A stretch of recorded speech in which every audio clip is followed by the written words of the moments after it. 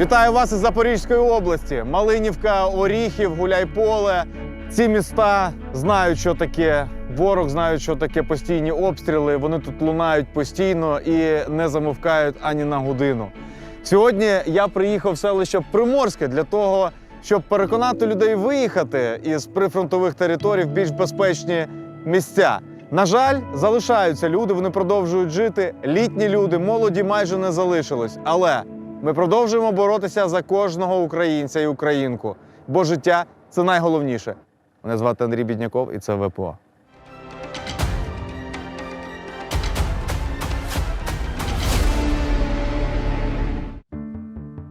Запорізька область. Щодня нові удари, нові руйнування. Деякі прифронтові села вже перетворились на суцільні руїни, без жодної вцілілої будівлі, без жодної цілої стіни. За добу ворог завдає сотні ударів по житлових будинках, інфраструктурі, але найстрашніше – по людях. Поліція, рятувальники, білі янголи щодня, ризикуючи власним життям, вивозять тих, хто самостійно виїхати, на жаль, не може. Їдуть старенькі, маломобільні, мами з дітьми, ті, хто втомився жити в підвалах і рахувати вибухи. Але, на жаль, є багато тих, хто досі лишається через страх, можливо, через невпевненість, через надію, що сьогодні нарешті обійдеться. Але ворог діє безжально. Пане Михайло, скажіть, будь ласка, яка зараз ситуація в Запорізькій області? На жаль, ситуація залишається складною.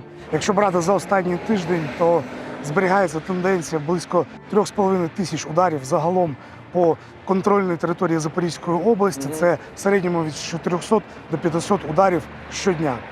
На жаль, залишаються удари авіаційними бомбами, так званими кабами, дронами. Якщо порахувати за останній день, то близько 200 ударів дронами було, близько 100 ударів керованими авіаційними бомбами.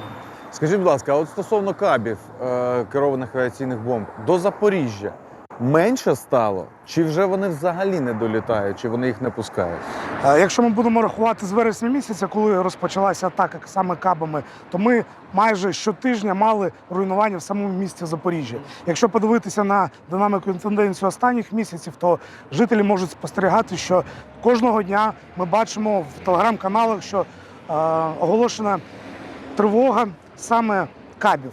Але вони десь зникають, і по місту Запоріжжю за останні 2 місяці ми не мали таких фактів прильотів. Тому, да, дійсно, ми можемо казати, що їх стало менше і наші... І вони зникають. І кудись вони зникають. Щось з ними відбувається. Да, щось робиться.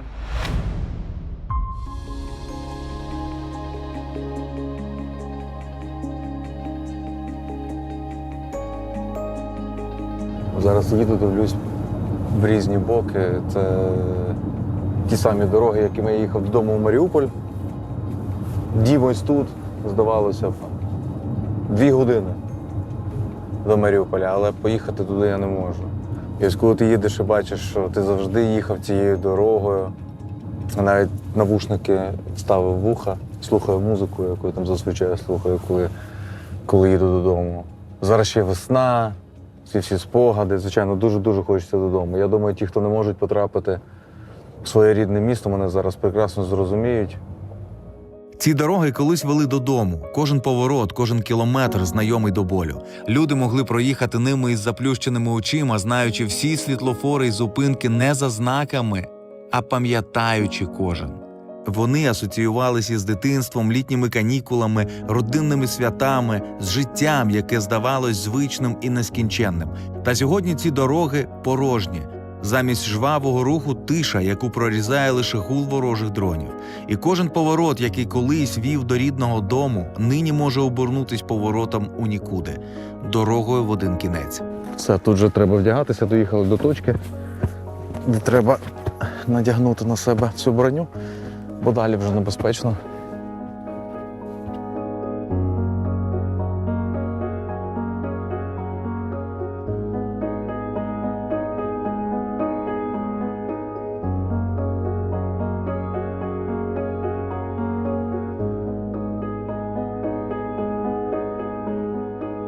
Добрий день. Кошак, що ти? Кошаки остаються. А ви їдете? А ми їдемо. Ви їдете. Їдемо. А хто цей? А хто за кошаками буде дивитися? Сусіди. Сусіди будуть? Які красиві у вас коти. Привіт. Не бійся, не бійся.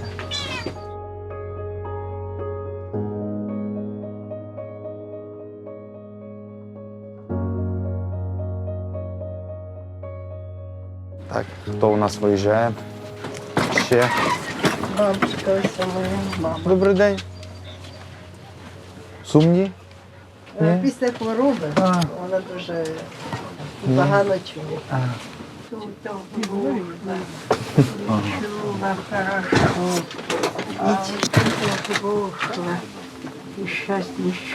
Нічого, зараз повернеться слух. Зараз трішки відпочинете, не будете чути цих бахів. Може, в даному випадку вам і добре, що ви не чуєте оце гупає, бахає тут. Так воно ж прилітає прямо сюди. Так? Да. На свого роді 2 снаряди. Богород прям. 2 снаряди, один, а потім другий. Шибки ж повилітали, і там же ж за хатою на дерево шовковиця така крупна, та обламила. Бач, наші люди, наші жінки. Це шовковиця, каже, отака була. Ні, вона Все правда нормально, власна. а то шовковиця. Будемо йти? Будемо вам допомагати? Да. А я сіпком, я ж не підійду. Куди? Ми вас допоможемо зараз. Не переживайте. Хочете, на руках донесемо. А там є куди? Да, є. Так, є. Угу. Треба. Дочка уїхала, родичі уїхали, ключі дали. Я другу це ж війну переживаю. Перву ж у 41-му году. Ну то не така була страшна. Зараз гірша війна. Да, ну що, вони ж як всіх же стріляють і дітей усіх, а тоді ж не стріляли дітей. Ну, ось вам порівняння. Люди похилого віку – одні з найуразливіших у цій війні. Вони не можуть бігти в укриття, не завжди чують сирени, часто не в змозі самі зібрати речі і залишити дім. Але найболючіше – це те, що вони прожили своє життя не для того, щоб знову бачити всі ці жахіття. Багато з них уже пережили одну війну, і сьогодні, на жаль, вони вимушені проходити через це вдруге.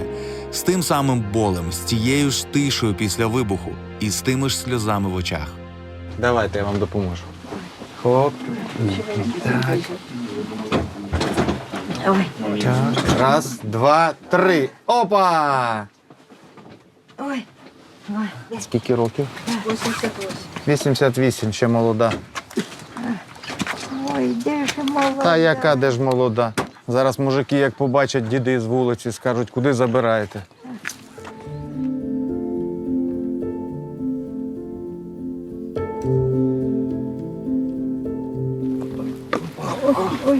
Не бійтесь, не бійтесь. Так. Оп, опля. Костя, тримай. Тримай, тримай.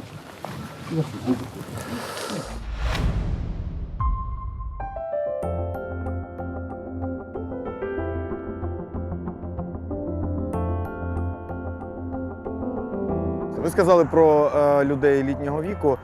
Одна з найвразливіших верств населення. Їм складно звикати до нового місця перебування. Вони все життя прожили у себе, і тут їм треба кудись переїжджати. Як вирішуєте цю проблему? Чи працюють з ними спеціальні служби? Якщо ми загалом порахуємо, то в місті Запоріжжя, за даними, знаходяться 220 тисяч вимушено переміщених осіб. З них 100 тисяч саме категорії, яка потребує найбільшої уваги. І за тільки останній 24-й рік 48 тисяч сімей саме такого складу отримали допомогу на компенсацію за житло. Звісно, окрім житла, з ними працюють і соціальні служби, які приділяють увагу. Велика кількість волонтерів, і їм велика вдяка за це, що майже щодня вони знаходяться з такими людьми. І не тільки питання там базових потреб, а й питання досугу вони також закривають.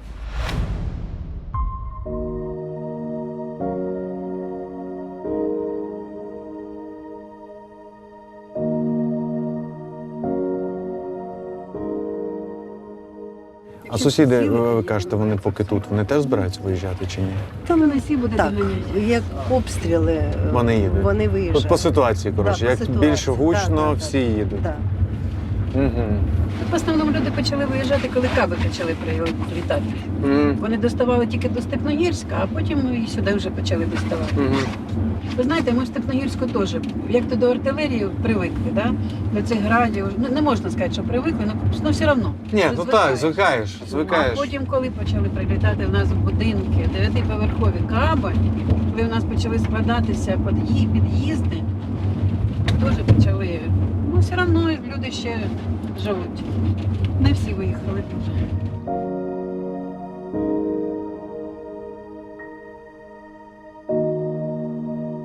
У вас тут в селі ніхто не загинув, все нормально? Цивільні Цивільні.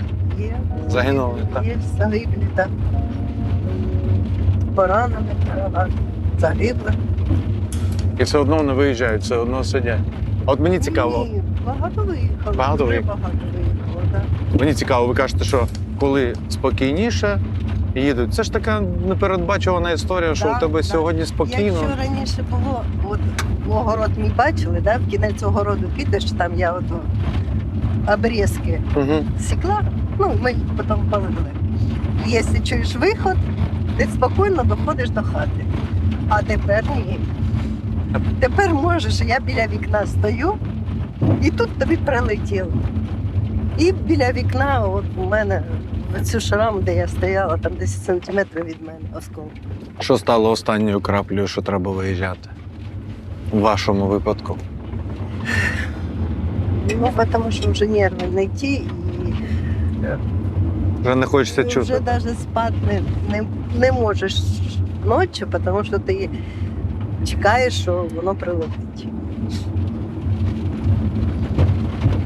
І дронів дуже-дуже багато. Ви чуєте їх теж? Ой, 8 березня так взагалі. Вітали зі святом вас. Угу.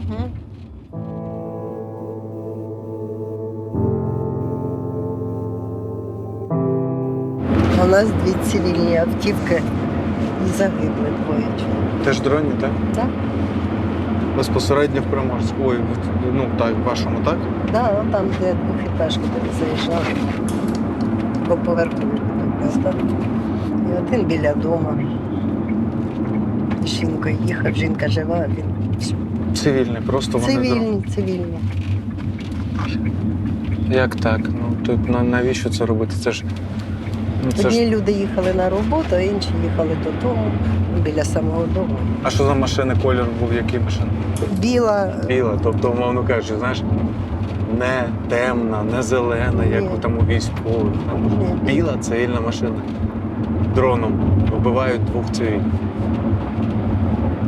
ні, жінка. Жінка вижила, так? Ні, жінку вбила, жінку вбила. а чоловік до цього часу в лікарні. Важкий. Важкий.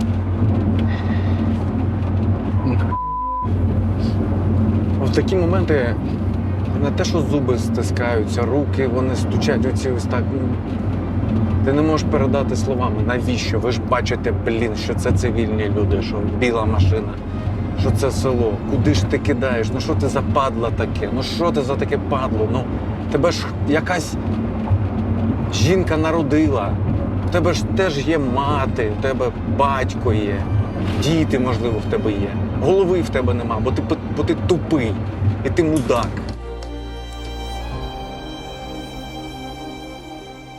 Я розумію, там війна, розумію. Але ну це конкретно цивільні люди, село.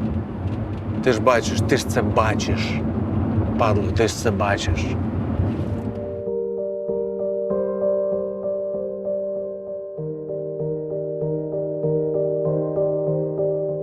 У нас, до речі, ще в Степногірську є служба на надзвичайних ситуаціях. ДСНСники? ДСНСники, так, в Степногірську. Вони обслуговують і Приморське, і Степногірське. І електрики в нас молодці. І електрики у нас Електрик? дуже хороші. Ми Да. досі зі світлом. І всі 4 населені пункти, в яких люди живуть, наші комунальщики, електрики намагаються ще відновити. Коли в домі зникає світло, ми згадуємо, як багато воно значить. А коли воно знову з'являється, рідко замислюємось, якою ціною. Українські енергетики – це люди, які щодня, ризикуючи життям, вирушають туди, де ще не стихли вибухи, туди, де щойно прилетіло. Завдяки ним наше життя триває, і світло повертається, навіть коли ворог хоче занурити нас у темряву. Хлопці, що сталося з машиною? Машина постраждала унаслідок ворожого обстрілу. 22 січня На енергооб'єкті. приблизно до 22:00 виник ворожий обстріл енергооб'єкта, підстанція 150 кВт. Після чого зв'язались з черговим електромонтером. Він повідомив, що виникла пожежа.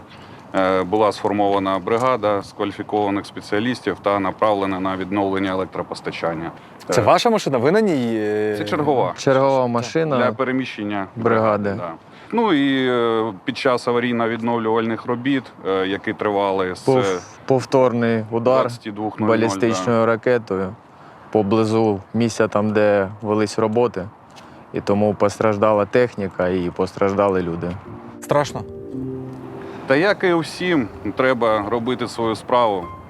До кінця. Да, І так що працюємо. Що Ну, можемо, це красиві слова, я розумію. Треба робити справу до кінця, але ж все одно в нас же є відчуття страху, Тільки родини хворий- переживають. На мою думку, тільки хворий чоловік не боїться нічого. Ну ось і я про це. Чим мотивуєте себе продовжувати далі працювати? Багато років працюємо, багато вже уложено у це діло, і хочеться кожен раз робити це для людей, тому що не тільки нам у цій країні зараз важко. Я тисну вашу руку від усіх, я думаю, багатьох людей. Ми маємо Дякуємо. знати, яка це важка робота, через що ви проходите і як швидко ви відновлюєте світло. Ми зараз навіть були в Приморське селище, Так. і вони кажуть, світло є, і ми вдячні енергетикам, і завдяки ним у нас є світло, і ми можемо дивитися, слухати там і робити наші речі. Це дуже-дуже важливо. Дякуємо вам, бережіть себе. Ми вам дякуємо. вам.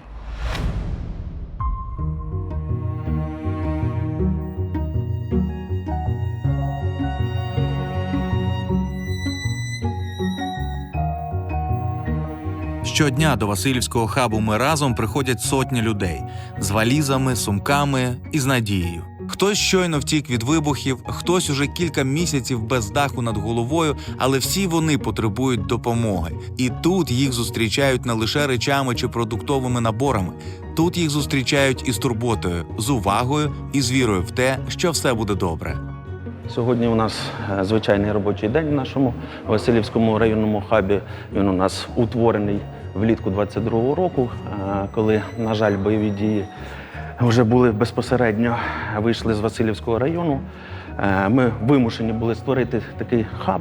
Це місце згуртування 11 громад. На сьогодні ми нараховуємо близько 22 тисяч внутрішньо переміщених осіб саме в Запоріжжі. 22 тисяч. 22 тисяч. На піку було восени 22-го року обліковували 45 тисяч. Ми були ж не Потім- тільки з Запорізької області, були і з Донецької області, з Із Маріуполя. Донецька. Це були. я говорю тільки за Василівський тільки- район. тільки Тільки за за Василівський Василівський район, так. Після нищівних ударів по Запоріжжю системами С-300 наші мешканці і мешканці Запоріжжя вимушені були роз'їхатись не тільки по Україні в пошуках безпечних міст, а й за кордон. Як я сказав, 22 тисячі тільки Василівського району знаходяться тут. Більше половини із них люди вразливих верств населення, плюс діти. А зараз люди чого чекають? Зараз, ми можемо пройтися. Зараз у нас працює соціальна перукарня. Люди записуються через телеграм-канал, через анкетку. Прийшли, підстриглися. Серйозно? Да, ми Навіть можемо так? зайти. Да. Ух ти. Да, підстриглися і пішли далі по своїм справам. Працює психолог, тому що зараз це дуже актуально. Дуже потрібна допомога людям, ті, які виїздять не тільки з прифронтових територій, люди виїздять із окупованих територій, вони повертаються в Запоріжжя і вони тут знаходять перше місце, де їх готові зустріти і надати всю інформаційну підтримку, кому потрібно матеріальну і будь-яку. Взагалі дуже важливо, от як ви сказали, щоб люди приходили і говорили одне з одним. Вони з одного району, вони з однієї громади, можуть бути з різних громад. Але важливо, щоб оцей ця єдність, вона продовжувалася, бо і цим треба займатися. Багато там людей пишуть, от навіщо такі там хаби? Деякі пишуть, навіщо ці хаби, що там люди там, що вони приходять, про що вони говорять. Повірте, це важливо. Важливо людям розуміти, що про них пам'ятають. І вони тримаються. Ніби вже території поки що тимчасово у нас окуповані, але ось тут вони знаходять те єднання, якого їм не вистачає, багатьом не вистачає.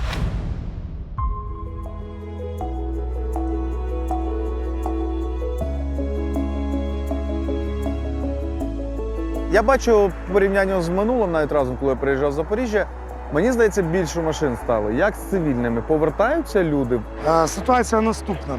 Якщо ще рік і два тому ми казали про евакуацію, то зараз ми можемо вже казати і про деевакуацію. Коли мешканці починають повертатися в місто Запоріжжя, на жаль, складна ситуація залишається на прифронтових територіях.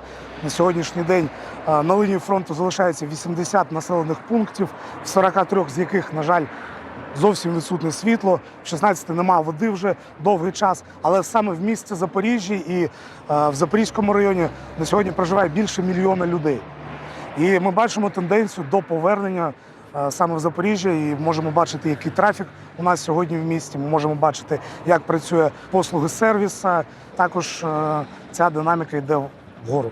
Звідки зараз іде евакуація? Ну, якщо казати про евакуацію за останні 3 місяці, то ми майже не маємо запитів, тому що за ці 3 роки вже хто хотів виїхати, виїхав. На жаль, люди залишаються на прифронтових територіях і, спілкуючись з ними, у кожного причина своя залишатися там. У когось господарство, хтось не може покинути своїх літніх родичів, але ми можемо констатувати, що майже не залишається вже дітей, і це позитивно. Ми не маємо інструменту на сьогоднішній день примусової евакуації, але поліція, соціальні служби щодня працюють з тим, щоб закликати людей виїжджати, тому що Запоріжжя має всі можливості приймати таких людей, надавати юридичну, медичну та інші консультації і допомогу. Ну, Запоріжжя – це не тільки прихисток для людей, які були вимушені виїхати із Запорізької області, прифронтових громад, а й для Донецької області. Я знаю, що і маріупольців тут багато. І такий собі Запоріжжя-хаб. І дуже приємно, що тут багато людей, вони продовжують приїжджати, вони відчувають тут себе в безпеці. Дякуємо ще раз за це Запоріжжю, Запорізькій області.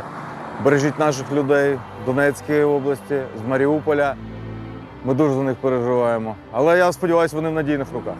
100% як хтось влучно сказав, що Запоріжжя – це перші обійми свободи саме для таких людей. Дуже красиво сказано. Так, Дякую вам. Дякую, Гарно. щасливо, навзаєм. Я вирушив до Василькова, щоб розповісти вам історію родини Уманських. Історію, яка дає надію на те, що в цьому світі дива досі існують. У 22-му році війна змусила їх покинути рідну Каховку. Але вони почали нове життя на Київщині, почавши будувати все із самого нуля. Сьогодні в них працює власна шкіряна майстерня, але головна справа їхнього життя – це діти. Власні і прийомні. Завдяки підтримці фундації Олени Зеленської ця родина отримала просторий будинок. І тепер це не просто дім, це справжній притулок любові, турботи і нових мрій. Скажіть, будь ласка, ви були в окупації? Я розумію, що це така дуже складна тема, але можете згадати той момент, рушійна сила, яка змусила вас все-таки переїхати і сказати собі, що треба, напевно, шукати собі іншу домівку, принаймні тимчасово? Ірина розкаже, бо я довго буду розповідати. Ну, був той момент, коли лінія зіткнення, вона ближче і ближче підходила до Каховки і буквально проходила в 500 метрів від нас по Дніпру. І дуже багато було прильотів, вибухів. І одного разу ми повертались з центрального ринку Каховки. Ми їздили за продуктами з чоловіком, а діти залишились вдома. І ми проїжджали через 15 хвилин після прильоту. І ми бачимо, перший будинок горить, другий, люди виходять, ну якби видно залишки ракети прямо у дворі. Я йому сказала, що якщо щось буде з дітьми, я просто це не переживу. І це було поштовхом. Ми прийняли рішення. Це за 3 дні ми розпродали все, що мали, і ми виїхали із Каховки. Просто було дуже небезпечно для дітей. Добре, якби ви були вдвох там, продовжував залишатися в Каховці? Ні, чи ми, теж- мабуть, виїхали зразу. Там були обставини, чому ми залишилися, тому що близька людина, бабуся поламала шийку бідра, і їй потрібно було 24 числа, якраз той день, злий забирати її з лікарні. Вона Тому- була в гіпсі, не можна було транспортувати, тому ми трішки залишилися.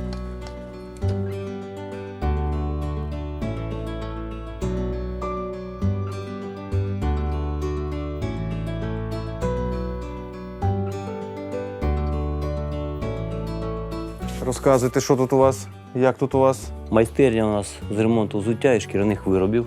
Що зараз робите? Які замовлення на сьогодні? Кому треба віддати взуття? Це мої. Раїсі Федоровні. Раїса Федоровна. Да, у жінки зламалася підошва, ми замінили їй і зараз розтягуємо. Зараз будемо заміну подошви робити теж. Це гарні чоботи, еко. Супер, верх носиться довго, а подошва приходить час, розлагається. Так, а Тому- ну давайте скажемо, що це за бренд. А це львовська подошва. Львівська подошва, так, Львів. Що таке? А ну зберіться, що Ні, подошва у вас відскакує? львовська у них гарна, це ще не приклеєно. Це просто не прикинь. Добре, забираю слова назад. Це ековська подошва розлагається, а львовську ставимо, а верх шкіряний, гарне взуття, воно довго носиться, тому ми йому друге життя даємо.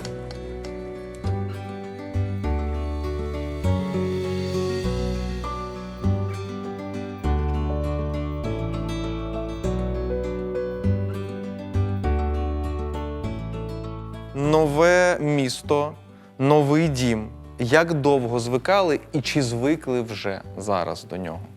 Ну, зараз можемо сказати, ми майже звикли. Іноді все одно ми згадуємо Каховку, ми завжди дивимося новини, якісь фото, якісь свіженькі люди скидують з окупації. Ми все одно, шматочок нашого серця, він безумовно залишиться в Каховці. І, скажімо так, після перемоги ми плануємо повертатись, відновлювати, допомагати. Тому Класно, ви сказали. Хочете повернутися, щоб відновлювати і далі жити в своєму місті. так, Я взагалі радий, що ми не поїхали за кордон.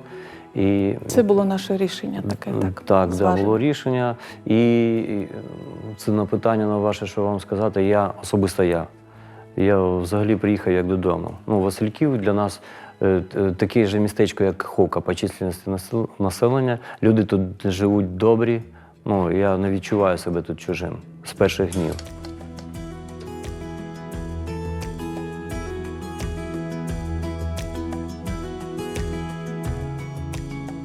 Ірина написала заявку на грант, пройшла спочатку навчання, як це все робиться.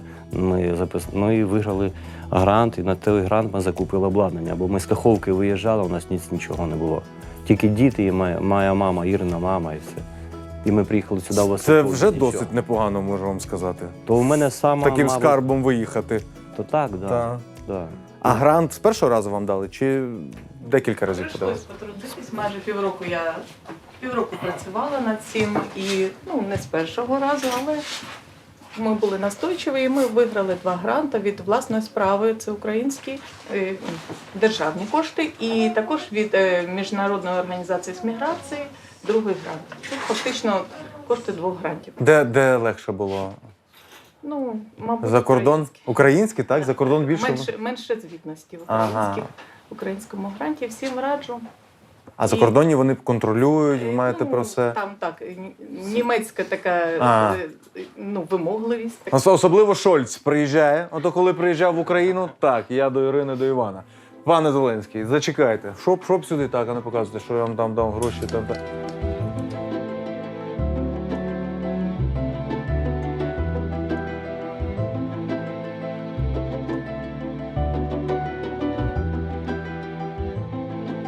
А діти, як дітям тут? Бо це, напевно, ще складніше, ніж вам. Ви дорослі, а ось діти, нові друзі, нові школи. Як з цим? Це ж теж обставини так сложилися. Спочатку той ковід, діти вдома сиділи, до школи не ходили, на вулицю не можна десь побалакати, погратися. Потім та війна. Ми з дітьми там виходили на площадки пусті, знаєте, чи російські їздять бронетехніка, а ти з дітьми на вулиці, знаєш, як то якось Так ось. А сюди приїхали, люди, хто там не був в окупації, мабуть, не розуміють. Коли ти можеш вільно розмовляти українською мовою, ти не хвилюєшся, що дитину можна відпустити, там немає ні гранат, ні якоїсь злої людини зі зброєю в руках. Коли діти навчаються в українській Коли школі, діти, це дуже круто. Ні разу не бачив таких радих дітей, що вони ходять до школи, що вони мають спілкування з однолітками, що в них є вчителька, не онлайн. Я не любив вчитися в свій час, знаєте. Для мене до школи ходити якось так було не дуже я любив вчитися. Але я перший раз побачив дітей, які так їм цікаво ходити до школи. І, я не знаю. У них є нові друзі, нові гуртки, нові якісь такі цікаві моменти, і їм дуже подобається. Їм тут класно.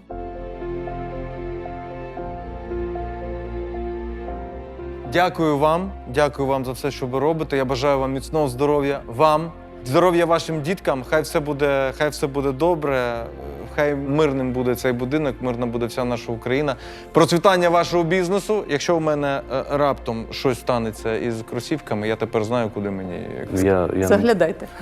То я буду дуже радий вам допомогти. І запрошую вас в гості, приїжджайте. Дякую.